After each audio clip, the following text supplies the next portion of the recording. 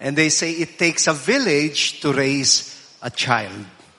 Whether we like it or not, we need community. We need family. We need other people to be able to live and grow as human beings. Mayroon ho tayong isang kasabihang Pilipino. Can you read that with me?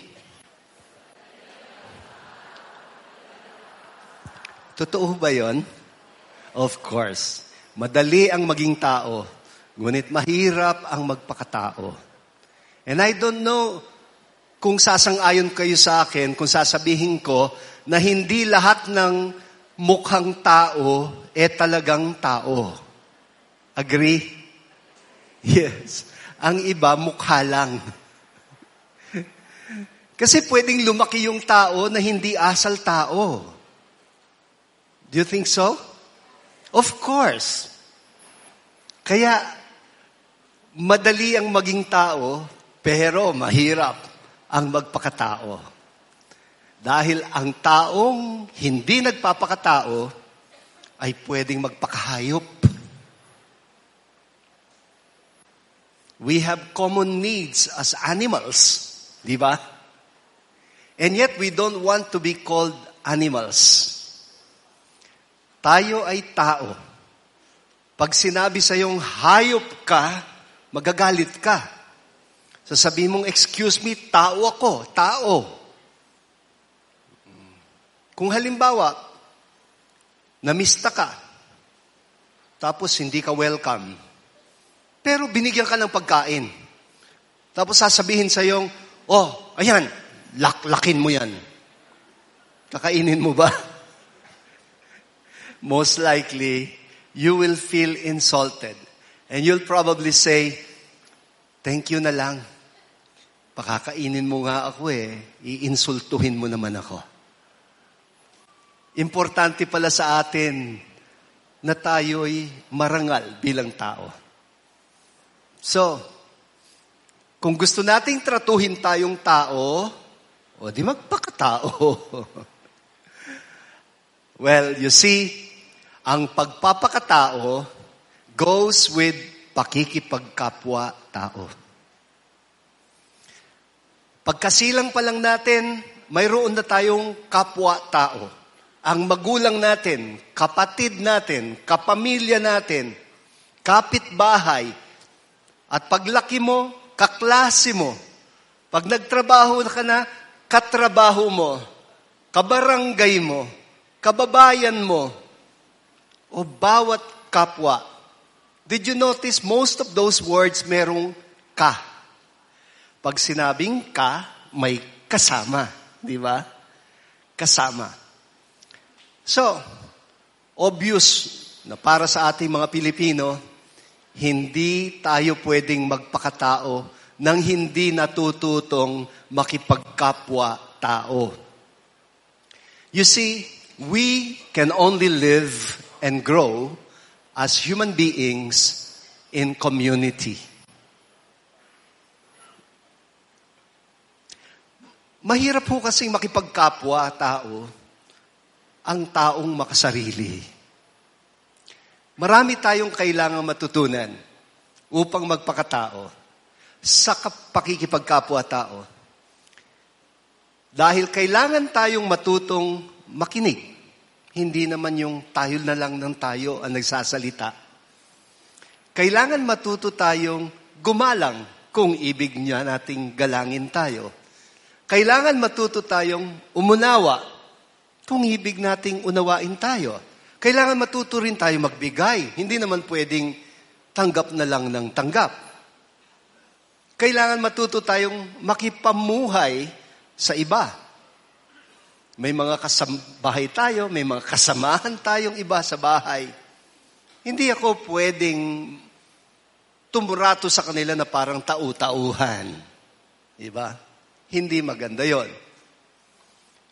Merong isa pang kasabihan actually, yung mabuti na sa akin ang bahay kahit kubo.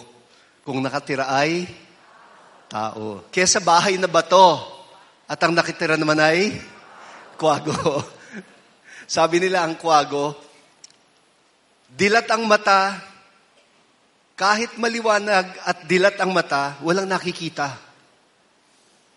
Pwede pa lang yung tao, mabuhay silang magkakasama na parang hindi nila nakikita ang isa't isa.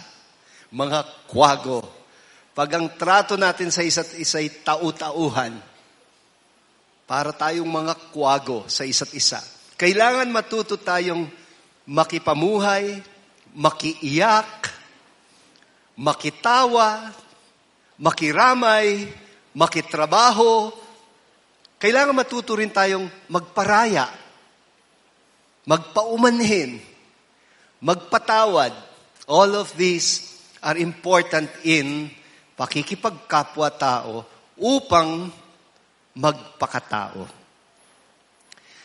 Okay, alam nating lahat, yung awit na ito, composed by Father Eduardo Hontiveros. Kantahin nga natin.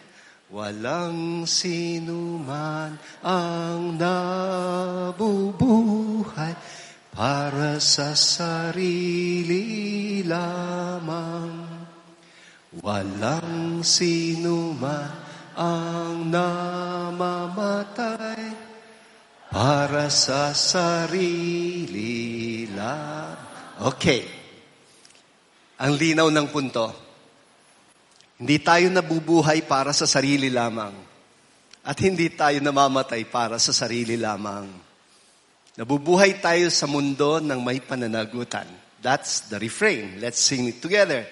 Tayong lahat ay may pananagutan sa isa't isa. Tayong lahat ay tinipon ng Diyos, nakapiling niya.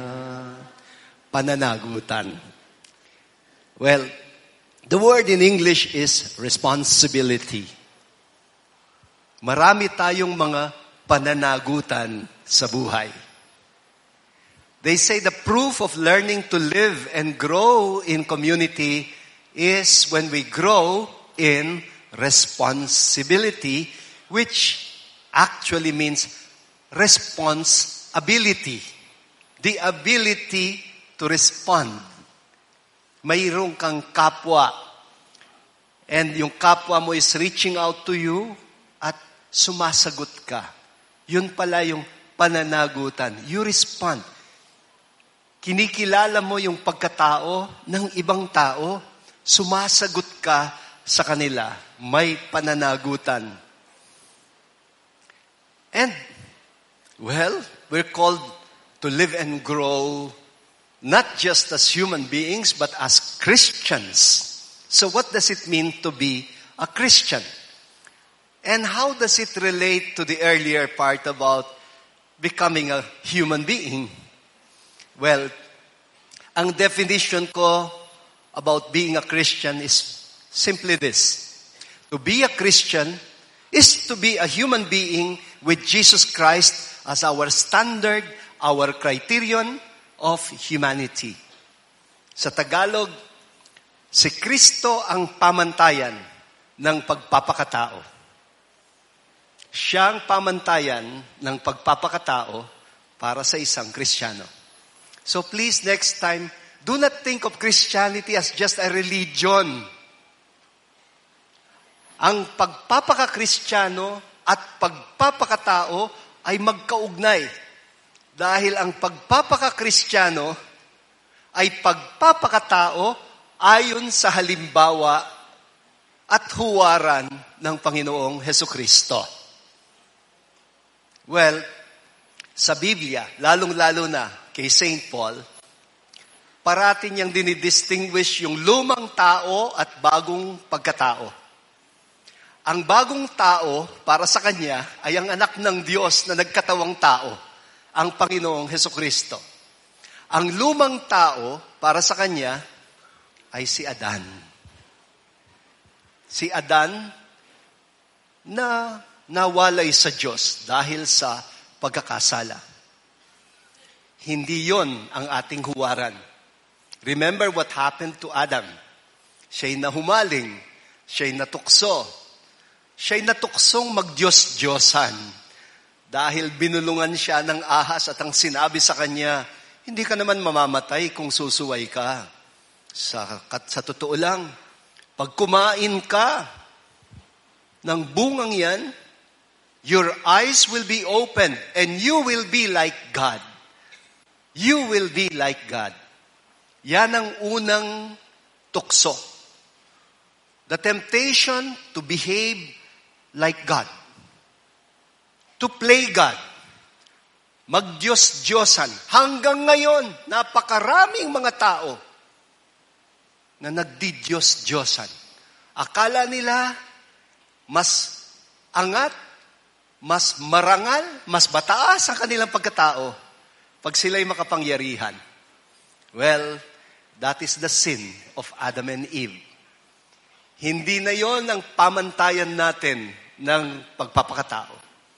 Ang pamantayan natin ay walang iba kundi si Kristo, anak ng Diyos na nagkatawang tao at nakipagkapwa-tao. Let's read that from the letter to the Ephesians, chapter 4, verse 13. Can we read that together? We must try to attain mature humanity to the extent of the full stature of Christ. Ayan, sabi ni St. Paul, the mature humanity, the full stature of being human is Christ. Kailangan magpakatao tayo, pero ang ganap na pagpapakatao ay ang pagsunod sa huwaran ni Kristo.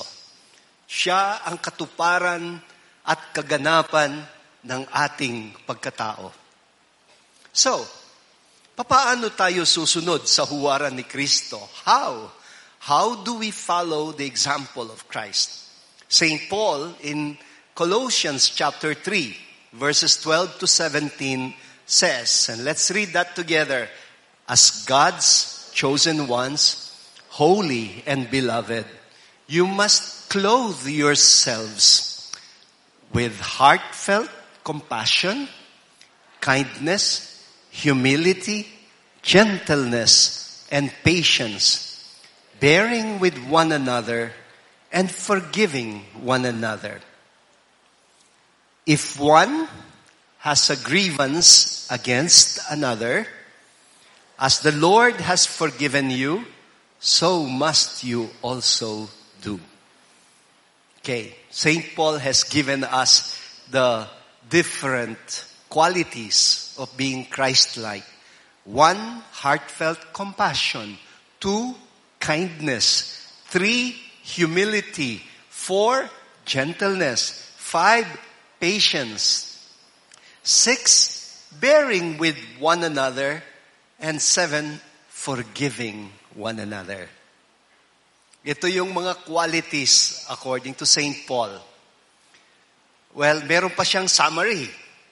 And then, he says, and together, and over all these, put on love, that is the bond of perfection. Take note, he used the word, clothe yourselves. Magbihis kayo. Bago kayo umalis sa bahay ninyo, nagbihis kayo. No? Nagbihis kayo. At kuminsan, namimili pa kayo ng isusuot ninyo. Di ba? Well, hindi lang minsan. Madalas, namimili kayo ng ano ang isusuot ninyo. Well, St. Paul says, kailangan matuto rin tayong magbihis spiritual. Kasi ang bihis na hinanda ninyo, papunta dito, ay bihis ng katawan. Pero sinasabi niya, ang pinakaubod ng ating pagkatao, hindi yung pangangatawan lang natin, kundi ang ating buhay pangkaluluwa, ang ating buhay spiritual. Binibihisan din siya.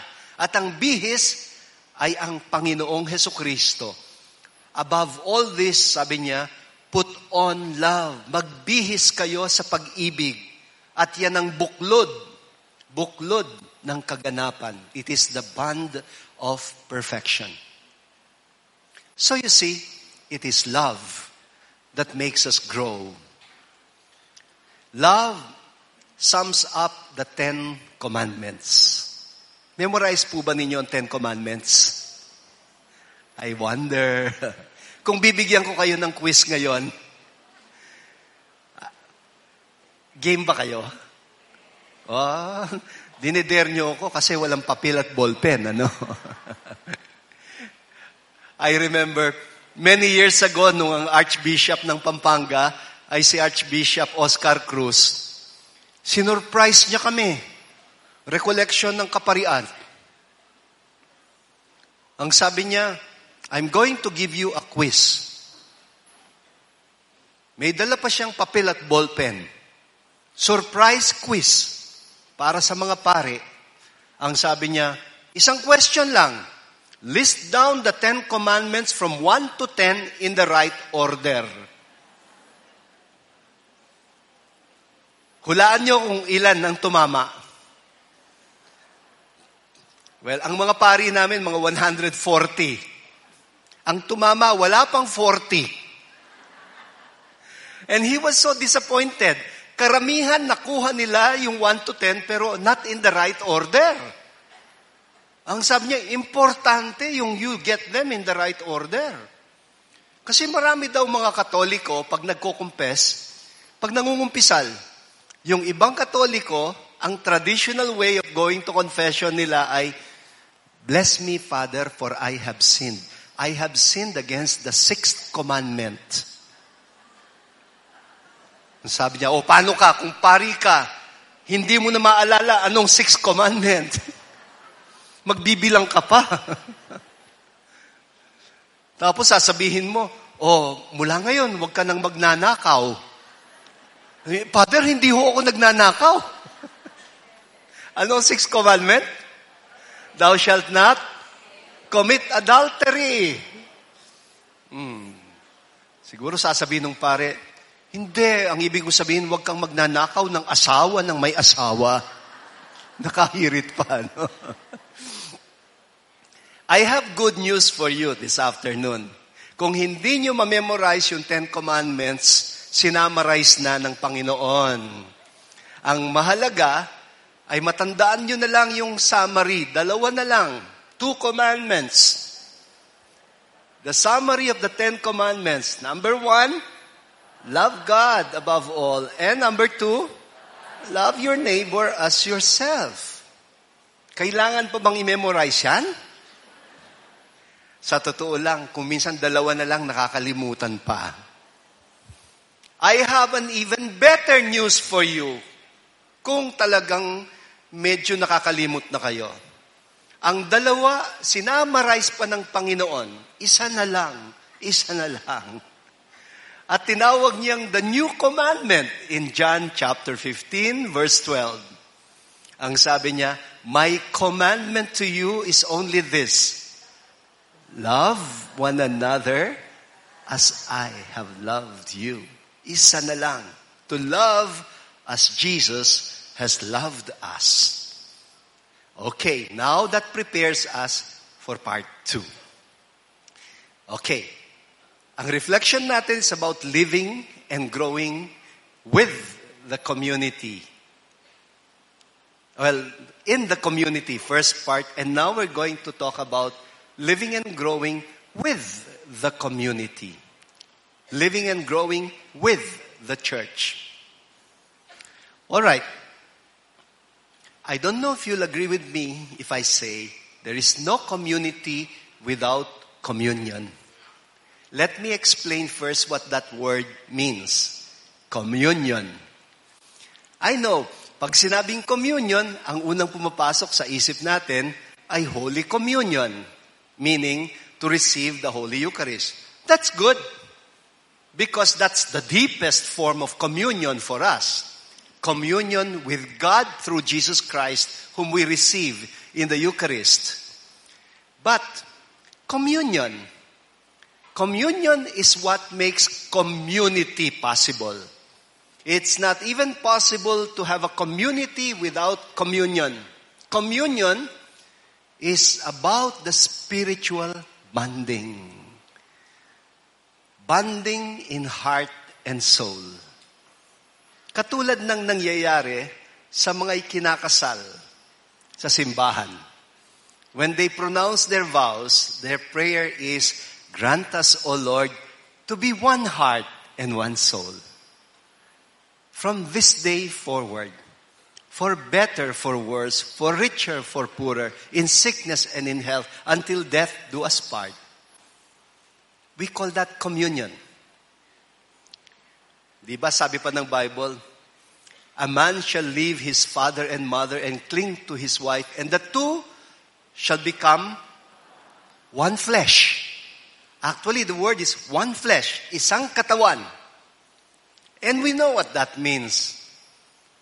Ang pagiging isang katawan ay hindi posible kung hindi maging isang diwa, isang puso ang magsing-irog. Walang katuturan ang pag-aasawa kung ito'y pagsasama lang sa katawan. It is above all a union of heart and soul. And for us in the community, it is a bonding in faith, hope, and love. It is a bonding in the name of Jesus. In Matthew chapter 18, ang sabi, for where 2 or 3, can we read that together?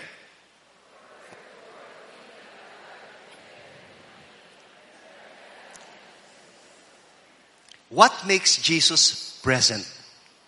It's the coming together of 2 or 3. Is it that? No. 2 or 3 people come together, Jesus is there? No. Anong kulang?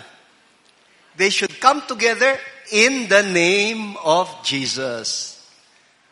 Brothers and sisters, this afternoon, we're not only 2 or 3 people. I think we're about, how many? 1,000 people? I don't know how many.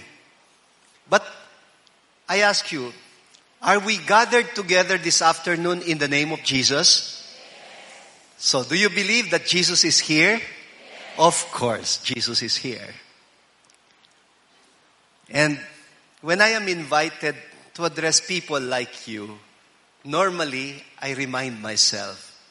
I say, Ambo, do not forget these people did not come to listen to you.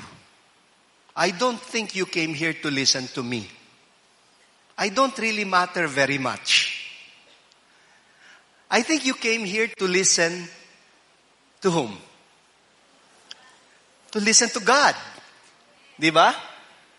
That is why I rely only on the Word of God. Because it is God whom you want to listen to.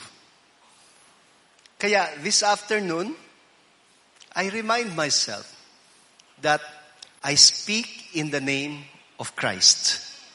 So if I speak in the name of Christ, then even if you have Bishop Ambo before you, actually, it is Jesus Christ who is addressing you. Amen. If I can do it, you can do it too. Because you are a part of Christ. To be a Christian is to be part of the church. You cannot be a Christian outside the gathering together of 2 or 3 in the name of Jesus, where the church takes place. To be church, on the other hand, is to be part of the body of Christ. And so, in effect, ang maging Kristiyano ay maging kabahagi ng katawan ni Kristo. A part or a member of the body of Christ. I know that many times, may mga tipong nagtatanong sa inyo ng question like, have you accepted Jesus? You know that question? Have you accepted Jesus as your personal Lord and Savior? Okay. That question is now very, very typical. And it has become very popular, especially among evangelicals and Pentecostals. It's not a bad question. And it is good. Because it's true that to be a Christian, you have to accept Jesus. You have to accept Jesus as your Lord and Savior. But they forget that that is only one aspect of it. Being a Christian is not just about accepting Christ. It is more importantly about being accepted by Christ, becoming part of Christ. Do not think that being a Christian is like, kukunin mo si Jesus, ipapasok mo sa puso mo and make Him a part of your life. No. To be a Christian is, ikaw ang magiging bahagi ni Kristo. You become a part of Jesus Christ. So that Jesus Christ can live and move and act through you in the here and now. Do not think of Jesus as someone who only lived 2,000 years ago. Jesus Christ is present here and now. Because of you, because of me, because of the community of His disciples. Let's read that from Romans chapter 12, verse 5. Together, we are one body in Christ and individually parts of one another. Isang katawan daw tayo kay Kristo. And, well, something like that is also written in 1 Corinthians chapter 12. Sa 1 Corinthians 12, dito mas elaborate yung description about the body of Christ and the members of the body of Christ. Let's read that together. As a body is one, though it has many parts, and all the parts of the body, though many, are one body, so also Jesus Christ. The body has many parts. Iba-iba yung mga bahagi ng ating katawan.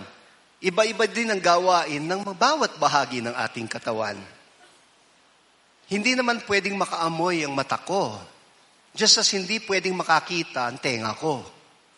Iba-iba ang gawain. Pero hindi pwedeng maghiwalay ang mata sa tenga. They have to move together. Meron tayong kasabihan sa Pilipino. Can we read that together?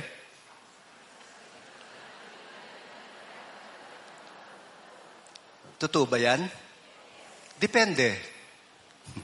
Hindi parate. Kasi, ang sakit ng kalingkingan, mararamdaman ng buong katawan kung malusog ang katawan. Kung may sakit ang katawan at namamanhid ang ibang bahagi ng katawan, pwedeng hindi mo maramdaman ang ibang bahagi ng katawan. I remember, meron akong tiyuhin noon na may diabetes. Tapos nagkaroon ng gangrene sa paa. Nagkasugat. Nagpunta siya sa doktor. Tapos, ang ginawa ng doktor, hinampas niya yung paa. Napasigaw siya. Sabi niya, aray! Diyos ko naman. Sabi niya, doktor, bakit niyo naman ako sinasaktan? Nagpunta ako rito para magpagamot sa inyo. Ang sabi ng doktor sa tiyuhin ko, congratulations ho, sir. Hindi pa natin puputulin. Bakit? Kasi naramdaman mo. Mabuti rin pala yung nasasaktan tayo. It's a good sign. Kung nasasaktan ka, at least nararamdaman mo ang bahagi ng katawan mo. And then, you can do something about it. Lalo kang mabahala kapag hindi mo maramdaman ang ibang bahagi ng iyong katawan. Something is wrong there, somewhere. Kaya ganyan din pala sa katawan ni Kristo. Kung ang simbahan ay katawan ni Kristo, at mayroong nasasaktan na kabahagi ng katawan ni Kristo, at hindi mo maramdaman, that is a bad sign.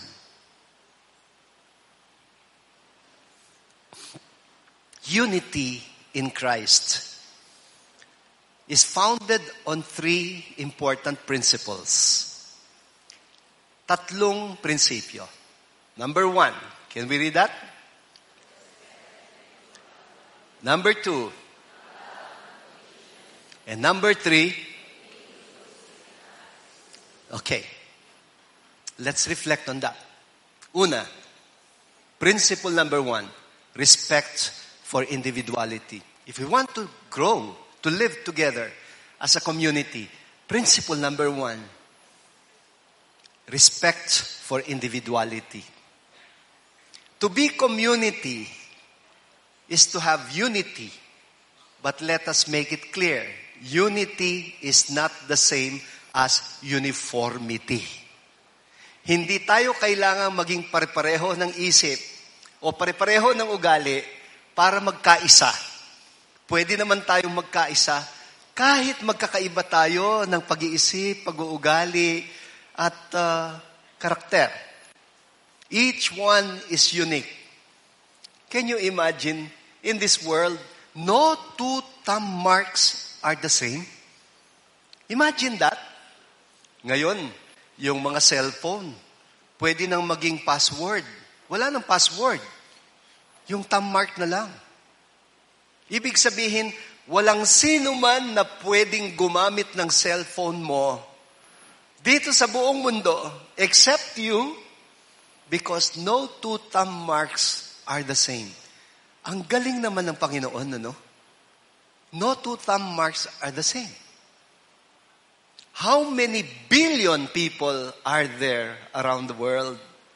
And yet no two thumb marks are the same. Isn't that amazing? Ibig sabihin, you are one of a kind. Kahit ang kambal, hindi yan pareho ang pagkatao. Kahit magkahawig sila, magkaiba pa rin sila, hindi magpapareho ang thumb marks nila. So, we're unique. Each one is unique. That is why we need to respect individuality. And when I say respect, I distinguish that from tolerate. Kasi kung minsan we can be tolerating each other, but not yet respecting each other. Respect disposes us to accept others for who they are, along with their gifts and imperfections. Respect is important. Very important.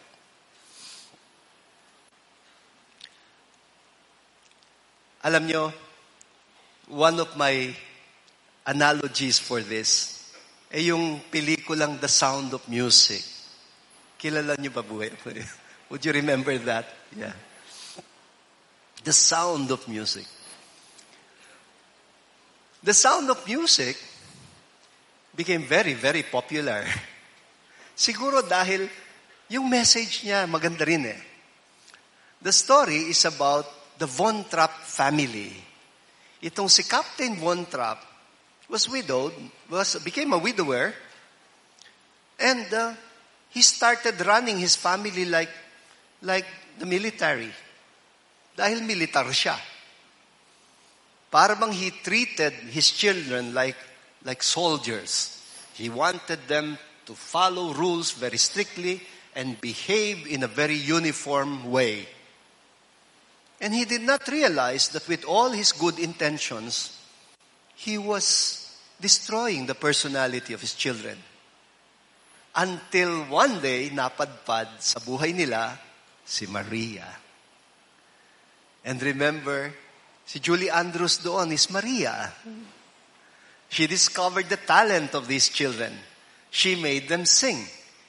They didn't have to sing with one voice. Pwede palang different voices, polyphonic. Harmonizing their voices made them sing even much better.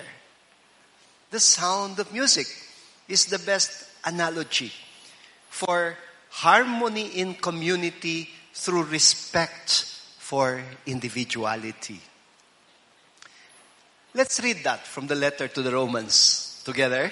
For, as in one body, we have many parts, and all parts do not have the same function. So we, though many, are one body in Christ, and individually parts of one another. Hindi daw tayo pare-pareho ng gawain. We have different functions.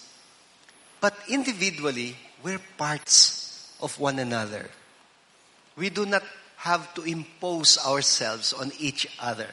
We just need to begin by accepting and respecting one another if we want to live and grow into a community.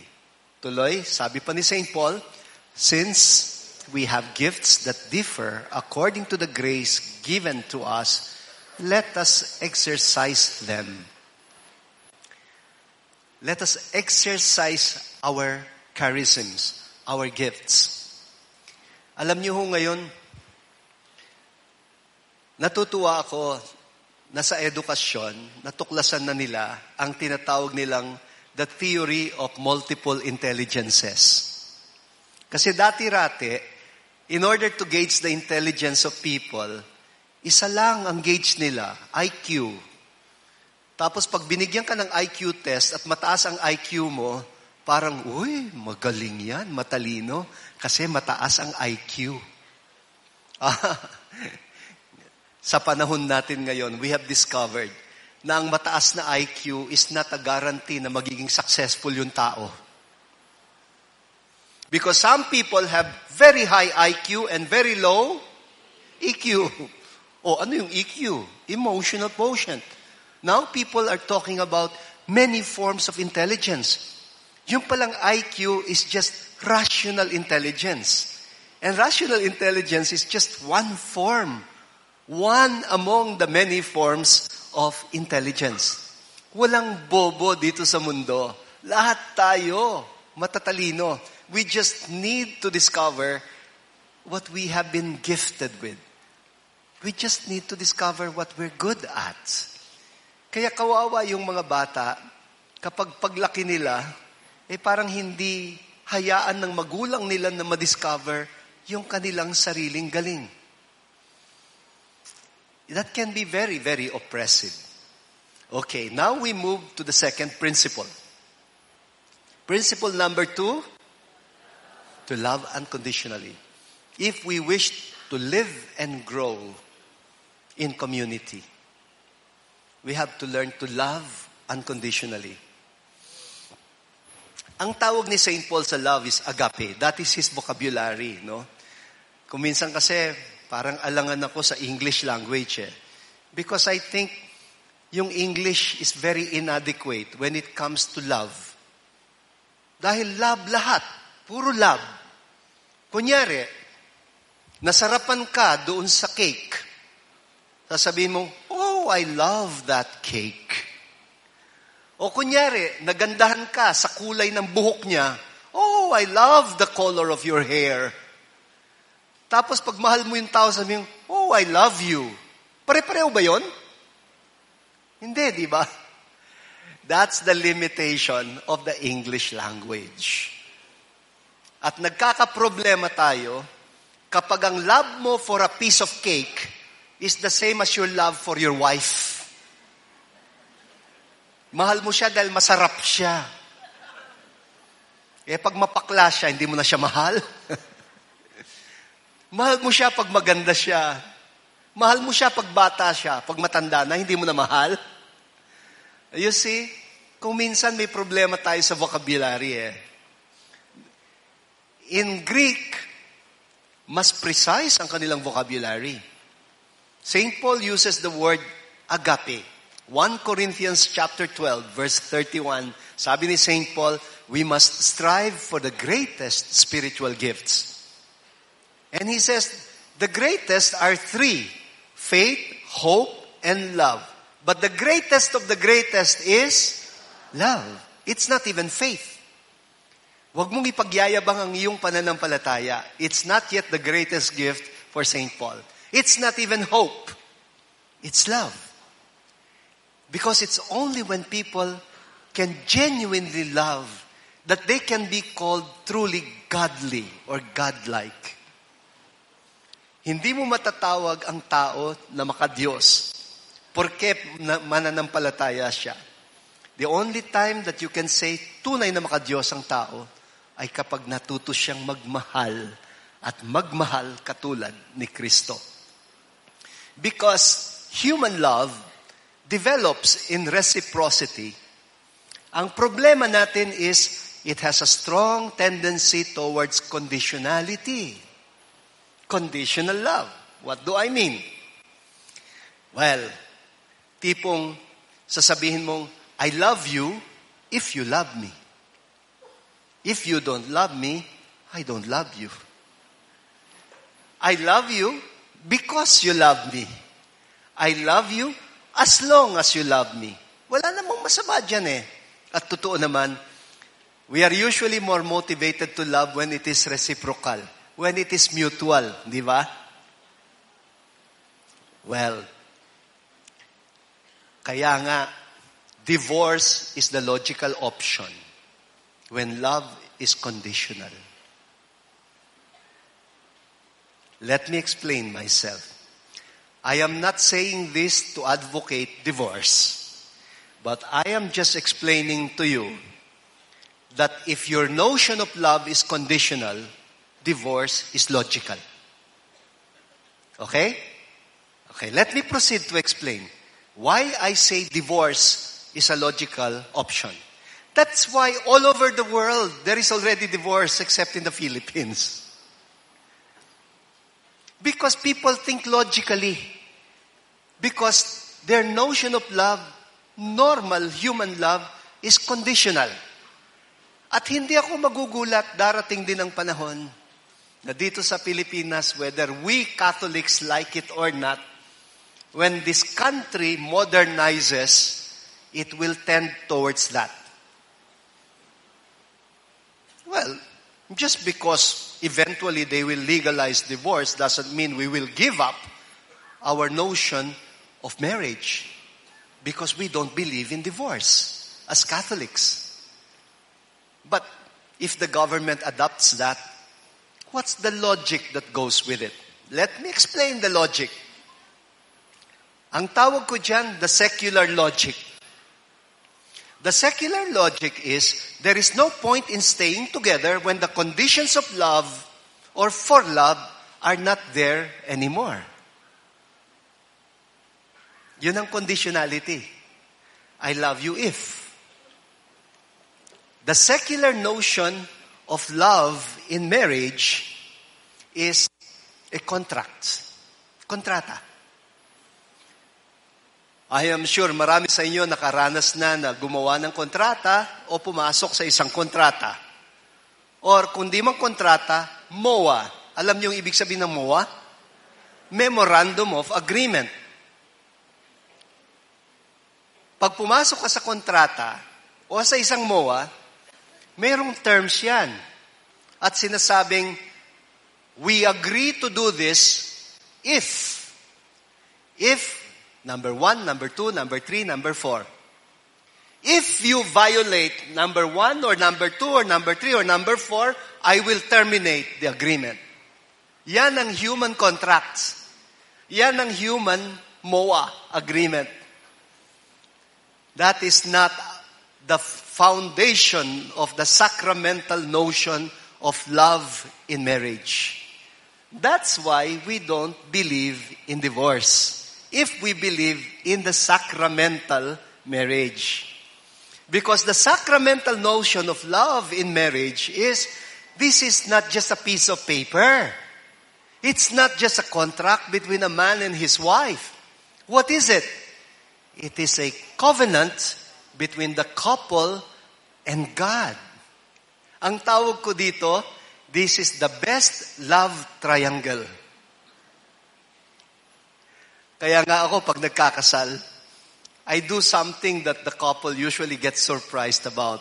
Yung tipong, di ba, may bahagi yung they pronounce their vows. Sasabihin ng pare, and now may I ask you to hold your hands together. Tapos, ang gagawin ko, pipray over kung ganon. Tapos sabihin kong, would you please repeat after me? Grant us, O Lord, to be one heart and one soul. Can you imagine kayong kinakasal? Repeat after me. Okay. Okay, repeat after me. Grant us, O Lord, to be one heart and one soul. From this day forward, for better or for worse, for richer or for poorer, in sickness and in health, Until death do us part. Tapos, pagkatapos nilang sinabing until death do us part, binababa ko na yung kamay ko. Yung pray over ko, bumababa na siya. Sabihin kong, and I, by the authority of the church, calling on all those present here as witnesses. Tapos, hahawakan ko yung kamay nila. Nagugulat sila usually. Parang nagre-react siya, sabing, si Father naman, nakikisawsaw. Hindi. Binababa ko yung kamay ko, and then I would hold their hands together. And then they get the point. Kasi yung kamay ko is only symbolic. As a minister of the church, I'm here to represent the Lord for you. Kasi you come to church to get married in church, not just to say yes to each other, but to say yes to God. As you say yes to each other. Some people forget that. So this is not just a covenant between the couple, between a man and a wife. No. It's a covenant between the couple and God. Nangangako kayo hindi lang sa isa't isa, kundi sa Diyos. Therefore, so kung sa Diyos ka nangako, it cannot be terminated. Kung ang Diyos ang pundasyon and God is eternal, hindi siya matatapos. Kaya, paniwala natin, can you read that? What God has joined together. And we believe that a sacramental marriage is joined by God.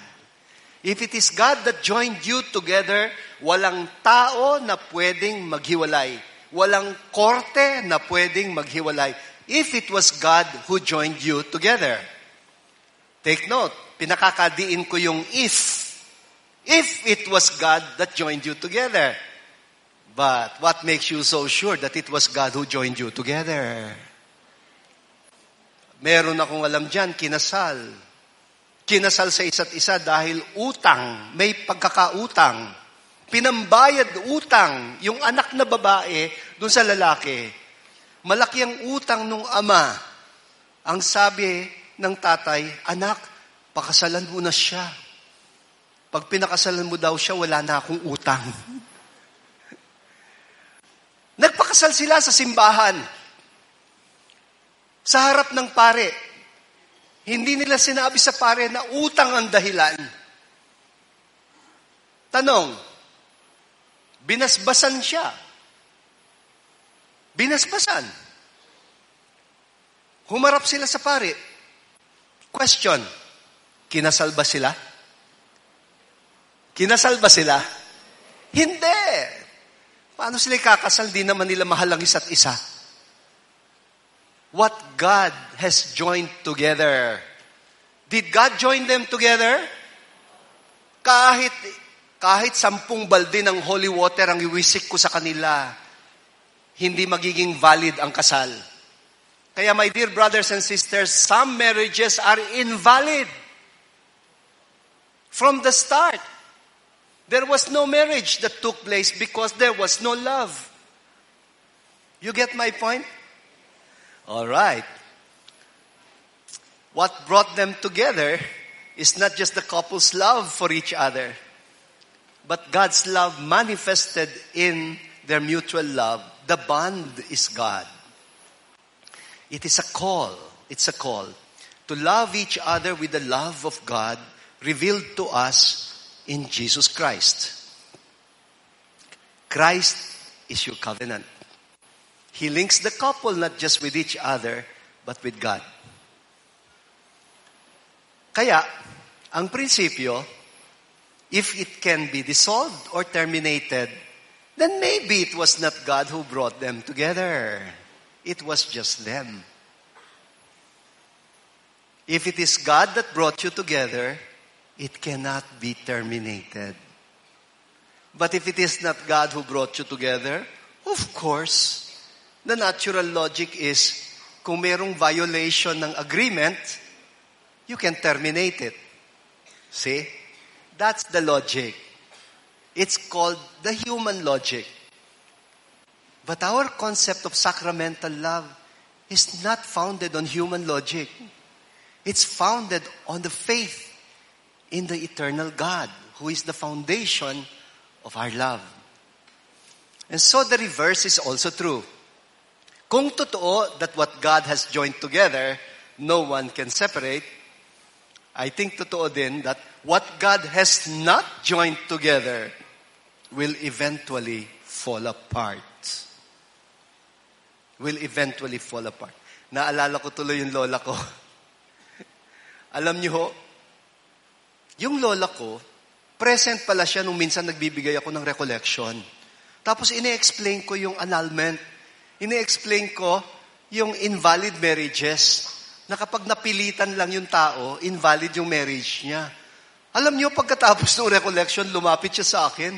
Ang sabi niya, ang ibig mong sabihin, invalid yung kasal ko? Sabi ko, Lola, bakit? Ang sabi niya, nung kabataan namin, ang magulang namin ang namimili ng pakakasalan. Pinagkasundo lang kami ng lolo mo. So, ibig mo sabihin, invalid yung kasal ko? Ang sabi ko, oo, Lola. Sabi ko, depende. Sabi ko, Lola, si Lolo, hindi mo naman siya mahal nung pakasalan mo. Hindi, sabi niya. Hindi ko man siya kilala eh. Nakailang anak kayo ni Lolo? 10.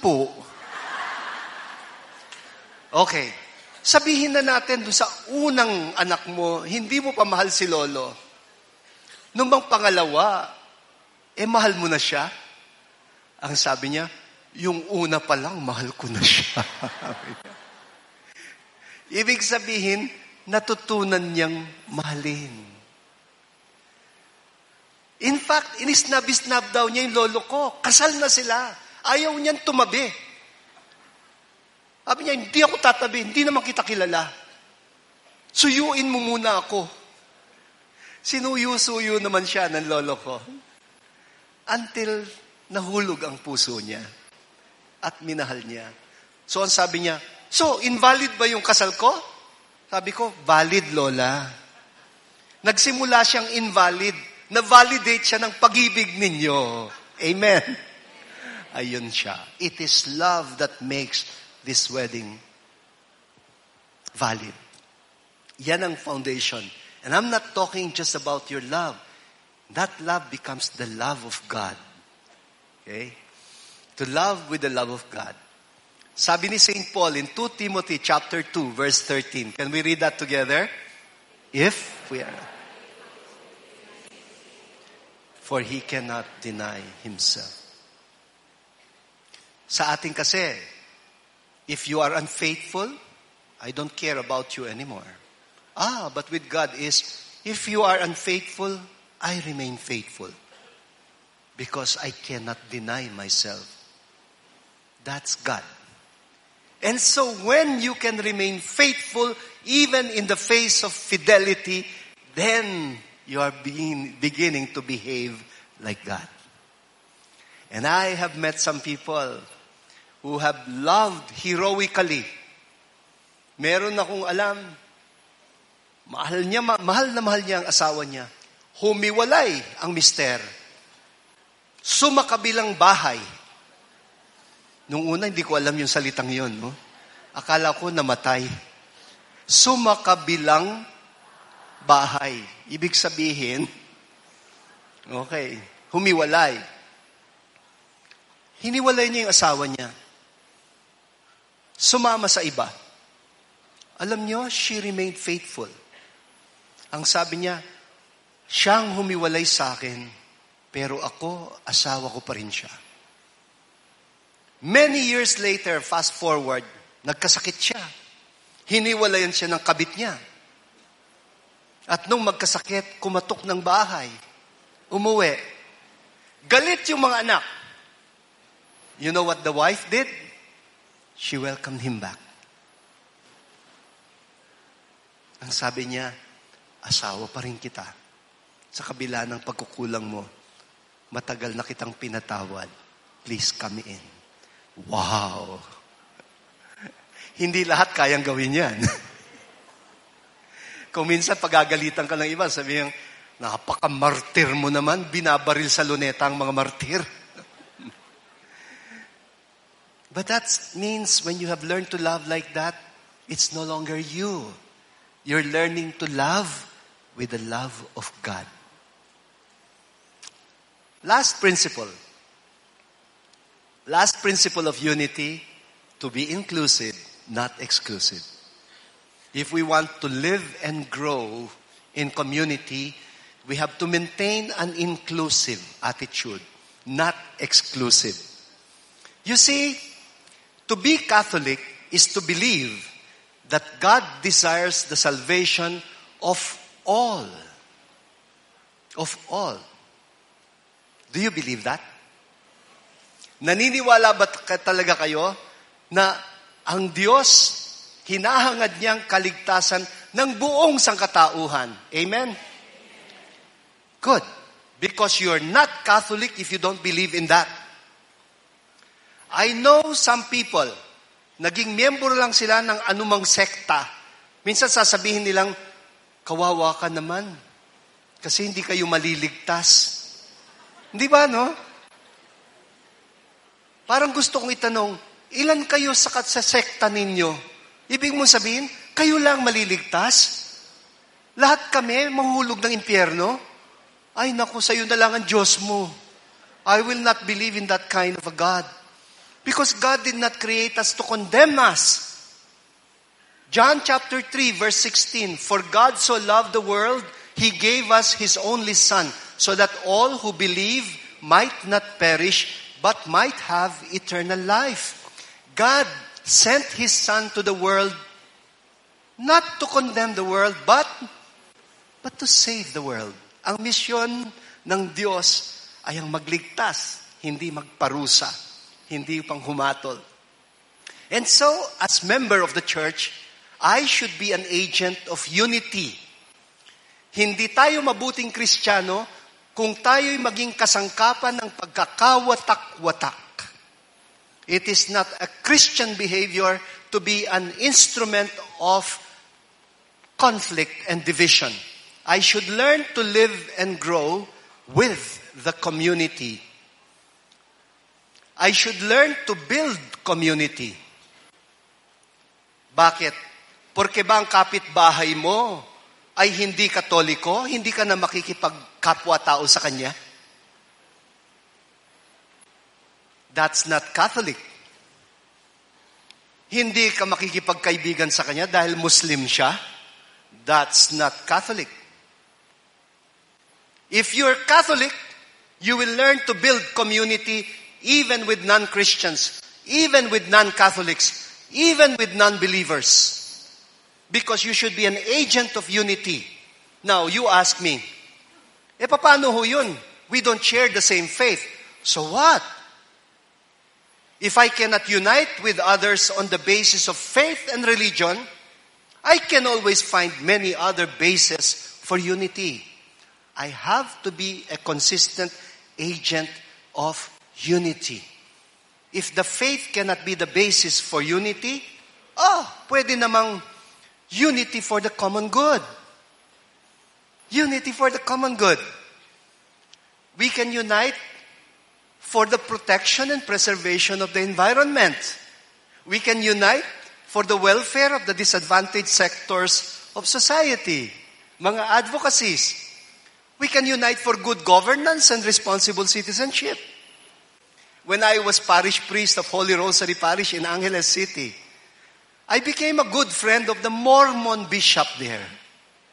We became very good friends.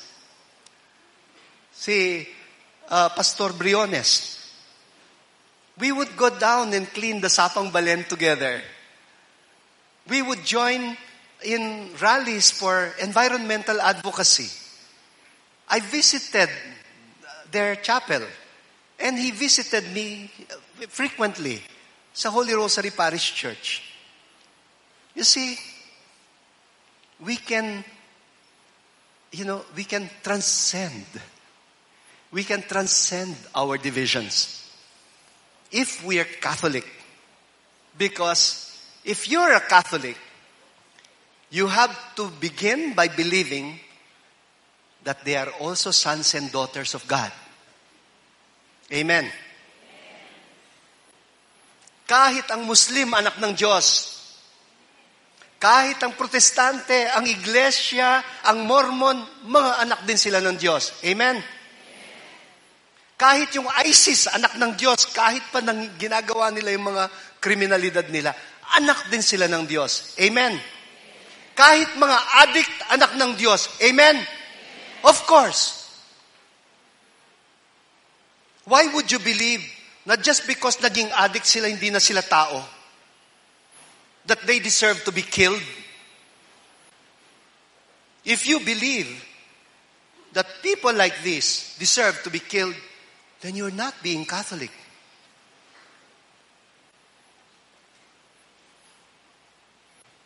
Mga anak din sila ng Diyos.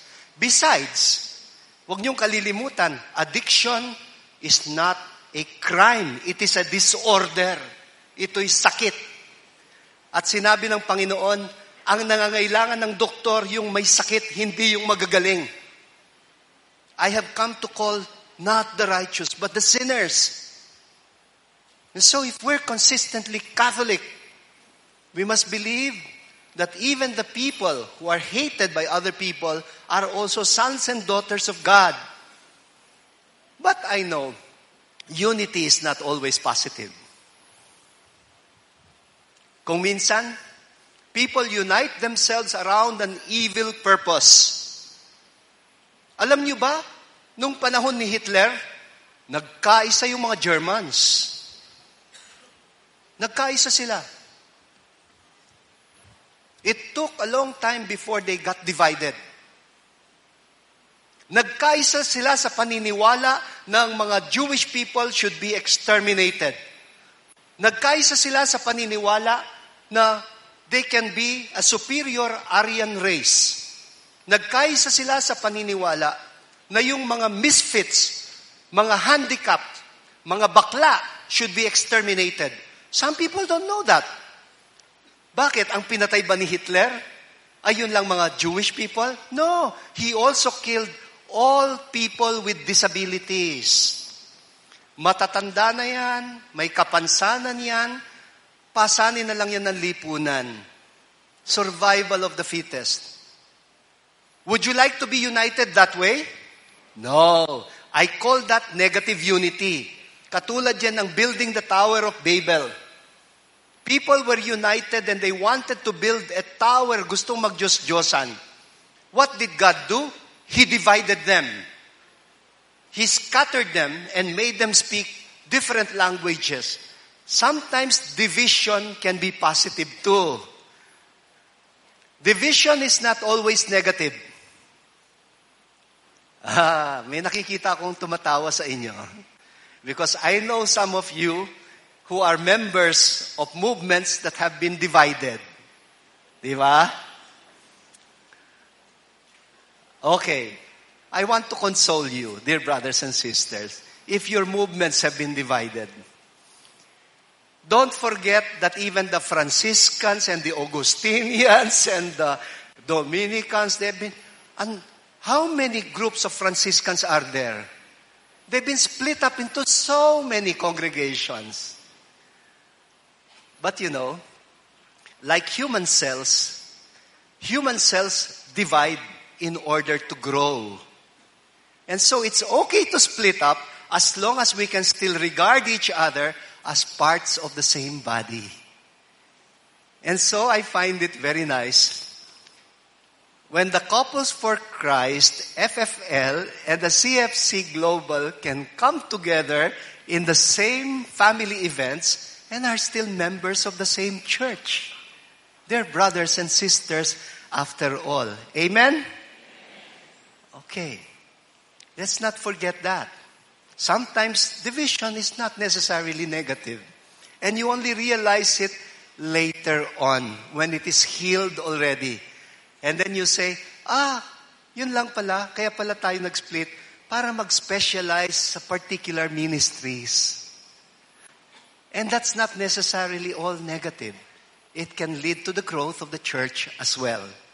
And so my conclusion, brothers and sisters, is the letter of Paul to the Ephesians.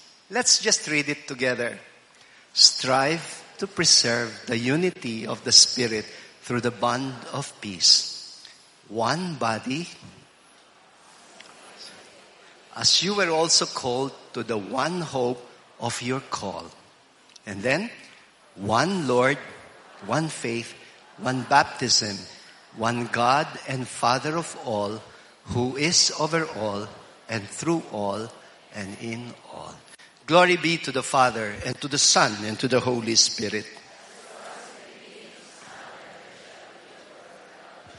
In the name of the Father and of the Son and of the Holy Spirit.